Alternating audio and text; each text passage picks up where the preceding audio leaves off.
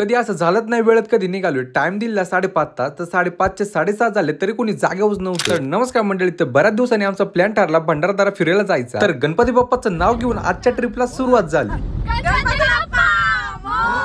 हा दिवस तर सगळ्यांच्याच लक्षात राहणार आहे. जे काय आम्ही अनुभव घेतलाय ना ते तुम्हाला पण दाखवतो. मित्रांसंग फिरायला जायचा वेगळाच अनुभव असतो. तो अनुभव तुम्ही तर बघू शकता. सकाळ धरून कोणी खाल्लंच नव्हतं, त्यामुळे एक छोटासा ब्रेक घेऊन आम्ही पुढच्या मार्गाला लागलो.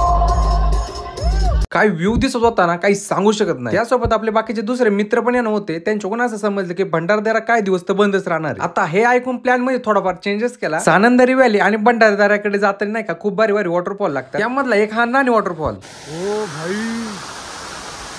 काय व्ह्यू आहे. हा व्ह्यू बघितला तर म्हणलो पैसे तर 100% वसुले. पुढे काय काय घडले ना मी पुढच्या पार्ट मध्ये दाखवतो. तर लाचची छोटीशी व्हिडिओ बघून जावा. तर मंडळी आपण रतनगड चढत होतो, तर चुकले का काय माहिती,